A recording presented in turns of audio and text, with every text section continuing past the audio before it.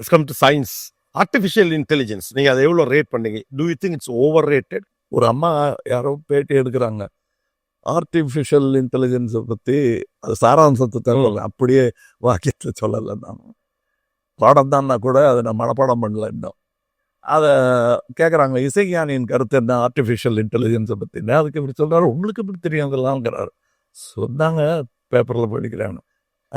எனக்கு எங்கள் அம்மா யாருங்கிறதே அப்படி தான் தெரியும், சொன்னது தான் வச்சு தான் தெரியும். நானே ஆர்டிஃபிஷியல் இன்டெலிஜென்ஸு தான்.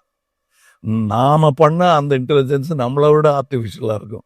நம்ம தான் கற்றுக் கொடுக்கணும் அதுக்குன்னாரு. அதுக்கு மேலே எதுவுமே இல்லை. இது சொன்னால் அவங்களுக்கு புரியும். கோடு எழுதுறாங்களே, அந்த கோடு எழுதுறவங்களுக்கு புரியும். ஓகே, பட் அது எந்த அளவு இம்பாக்ட் பில் பண்ணணும்னு நினைக்கிறீங்க? ஏன்னா டெக்னாலஜி அடாப்டேஷன், அதாவது இதெல்லாம் வரக்கூடாது, இந்த பிரிண்டிங் மிஷின்லாம் வரக்கூடாது, கையெழுத்துக்காரர்கள் கார்லாம் வரக்கூடாது, மாட்டு வண்டி என்ன வருது, மாட்டுக்கு ஃப்ரீடம் கிடைக்குதுங்கிறது யாருமே யோசிக்கல பாருங்க. நமக்கு போச்சு புராதனம்னு. நான் என்னுடைய நண்பர்கள் நிறைய பேர் இயற்கை விவசாயத்தில் இருக்காங்க. ஆனால் விவசாயமே இயற்கை இல்லையே. அதுக்கு முன்னால் அந்த சுதந்திரத்தை அது பறிச்சிருக்குல்ல.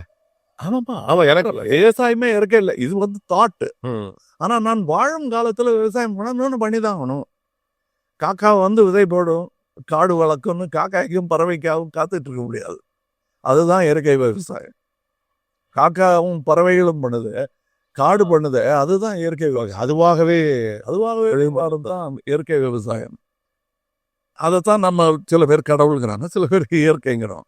அதில் ஊடுருவும் ஆள் தான் மனிதன். இந்த அசன்ட் ஆஃப் மேன் அவன் கண்டுபிடிப்பில் தான் இருக்கிறது. ஓகே, அவன் கண்டுபிடிப்பை சாஸ்வதப்படுத்தக்கூடிய தன்மை அவனுக்கு இருக்கு. ஆனா அந்த சாஸ்வதங்கிற வார்த்தையே பேராசை. அப்போ மனிதனை தாண்டிய ஒரு விஞ்ஞானம் அப்படிங்கிறது எப்படி பார்க்குறீங்க? மனிதன் வளரலைன்னு அர்த்தம். வளர்ந்துட்டோன்னா நம்மளை தாண்டாத விஞ்ஞானம். ஓகே, ஸோ எம்பத்தி மேட்டர்ஸ். இல்லை, புரிதல் மேட்டர். புரிஞ்சுக்கிட்டோன்னா நம்மளை எப்படி தாண்ட முடியும்?